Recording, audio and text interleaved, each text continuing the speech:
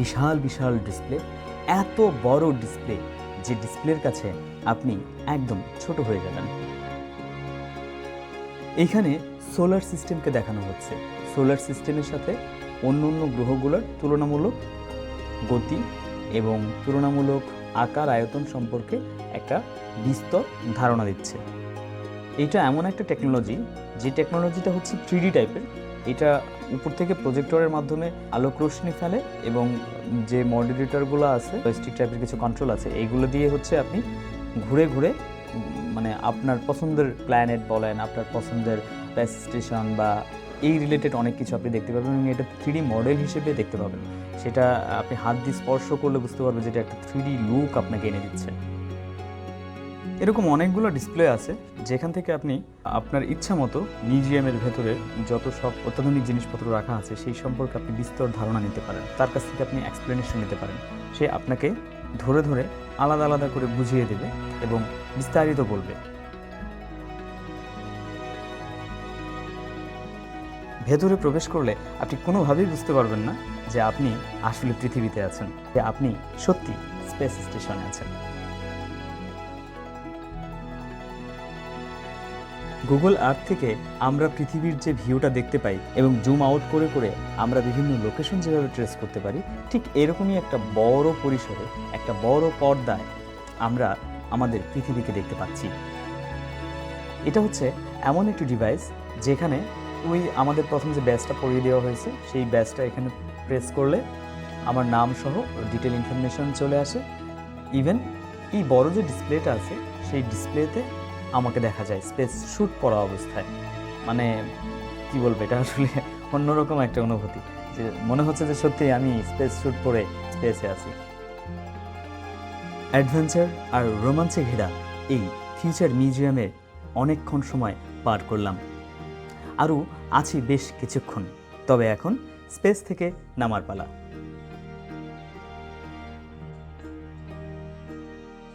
আমাদের space shuttle doc থেকে undock হয়ে গিয়েছে। এখন এটা ক্রমান্বয়ে নিচের দিকে নামছে।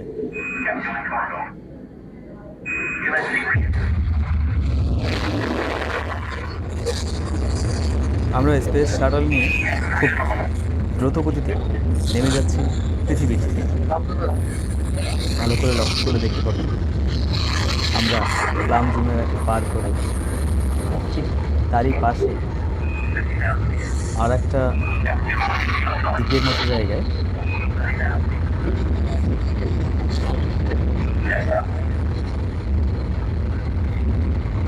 ল্যান্ডিং স্পেসে আমরা গিয়ে পৌঁছালাম।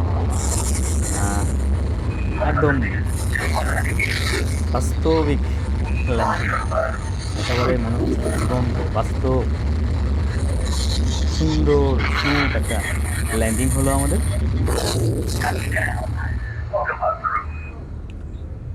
এবার কিছু রোবোটিক ইনস্ট্রাকশন দিচ্ছে, আমাদেরকে বের হতে হবে।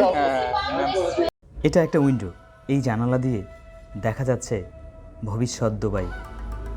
2071 সালে দুবাইয়ের চিত্র ঠিক এমনই হবে, যেখানে গাড়ির চেয়ে চলবে বেশি ড্রোন, যে চিত্র আমরা কেবল 3D অ্যানিমেশন মুভি এবং গেমের মধ্যেই দেখতে পাই। ঠিক এমনই একটি ভিশন নিয়ে নেমেছে দুবাই, যেখানে 2071 সালে দুবাইয়ের চিত্র কেমন হতে পারে যা আমরা কল্পনাও করতে পারিনি। এখানে দেখা যাচ্ছে পৃথিবীর সবচেয়ে উঁচুতম বিল্ডিং বুর্জ খলিফা, যা অন্য সব বিল্ডিংয়ের কাছে একেবারেই ছোট মনে হচ্ছে।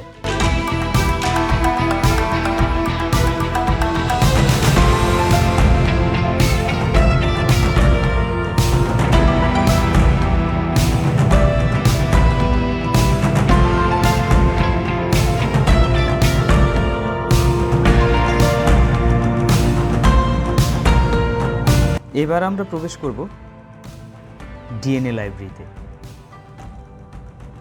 বইয়ের লাইব্রেরি শুনেছি, ডিএনএ লাইব্রেরি কখনো শুনেছেন কি? ডিএনএ লাইব্রেরি, এইখানে পৃথিবীর কয়েক লক্ষ প্রাণীর উদ্ভিদের ডিএনএ স্টোর করা হয়েছে এবং এত সুন্দর করে সাজানো হয়েছে এবং তার একটা অবয়ব দেওয়া হয়েছে, আপনি দেখে মুগ্ধ হয়ে যাবেন। কোন ধরনের ডিএনএ আপনি দেখতে চান? সব ধরনের ডিএনএ এবং তারই একটি অবয়ব এখানে দেখতে পারবেন। এখানে মানুষের ডিএনএ আছে, উদ্ভিদের ডিএনএ আছে, হাজারো হাজারো ডিএনএ এখানে স্টোর করা হয়েছে। আপনি সারাদিন ঘুরে শেষ করতে পারবেন না। আসলে এই এক ডিএনএ লাইব্রেরি কভার করার জন্য আমাদের কমপক্ষে একটি ভিডিও বানানো দরকার। এখানে এত কিছু রয়েছে, এত ইনফরমেশন, এত ইনফরমেটিভ জিনিস এখানে রয়েছে যা 1-2 ভিডিওতে এক্সপ্লেন করা পসিবল না। এই ডিসপ্লেতে কিছু 3D হলোগ্রাফি দেখানো হয়েছে, যেগুলা দেখতে অনেকটা অ্যাভাটার মুভির মতো। এই মিউজিয়ামকে আপনি টাইম ট্রাভেলার মেশিনও বলতে পারেন। এতে করে আপনি 50 বছর আগে চলে যাবেন, তাতে কোনো সন্দেহ নেই। পৃথিবীর সব বাঘা বাঘা প্রযুক্তিবিদেরা এই ফিউচার মিউজিয়ামে আসে ভবিষ্যৎকে দেখতে, প্রযুক্তি দেখতে, উদ্ভাবন দেখতে। অসাধারণ। এখানে আপকামিং বা ভেরি অ্যাডভান্স টেকনোলজি সম্পন্ন বেশ কিছু গ্যাজেট এখানে আমরা দেখতে পাচ্ছি। তার মধ্যে সবচেয়ে চমকপ্রদ হচ্ছে এই রবটটিকে প্রশ্ন করলে সে উত্তর দেয়, তবে সব ধরনের প্রশ্নের উত্তর সে জানে না। তাকে যে ধরনের কমান্ড দেওয়া হয়েছে ঠিক ওই রিলেটেড কোয়েশ্চেনগুলিরই সে আনসার করতে পারে। সে যাই হোক, তার এক্সপ্রেশন, তার কথা বলার ধরন, এই সব আমাকে খুব বেশি আকৃষ্ট করেছে, খুবই ভালো লাগছে। Are you have any feelings? Robots can sense and respond to the world around them. Emotions are only limited to animals and humans. But I feel like I need another question. আমি তাকে জিজ্ঞাসা করেছিলাম তার কোনো feelings আছে কিনা। উত্তরে সে বলছে না, সে প্রশ্ন করলে উত্তর দিতে জানে। অত্যাধুনিক গাড়ি, সাইকেল, স্কুল বাস, এই সব কিছুই পরিবেশ বান্ধব এবং অত্যাধুনিক।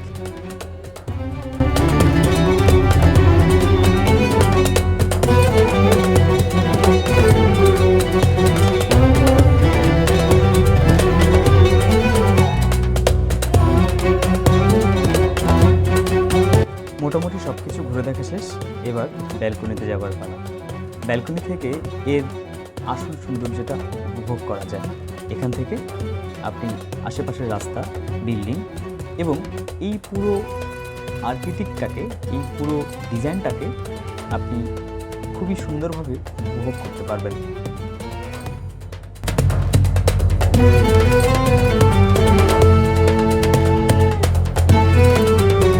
এখানে ইয়োগা টাইপের কিছু একটা করানো হয় আর কি, এক কথায় মেডিটেশনের মতো। একজন ভদ্রমহিলা বেশ কিছু ইনস্ট্রাকশন দেয়, সেই ইনস্ট্রাকশন শোনার পর সেইভাবে মানে আমাদের ইয়াগুলো করলে মনে হয় যে আমি একটা ফ্লেভার পাচ্ছি। বস্তু নাকি সেখানে কোনো ফ্লেভার থাকে না, বাট ওই ফ্লেভারটা আমরা পাই। এবার বিদায় নেবার পালা। সো আবারও দেখা হচ্ছে নতুন ভিডিওতে। সে পর্যন্ত ভালো থাকুন, সুস্থ থাকুন, নিরাপদে থাকুন। আল্লাহ হাফিজ।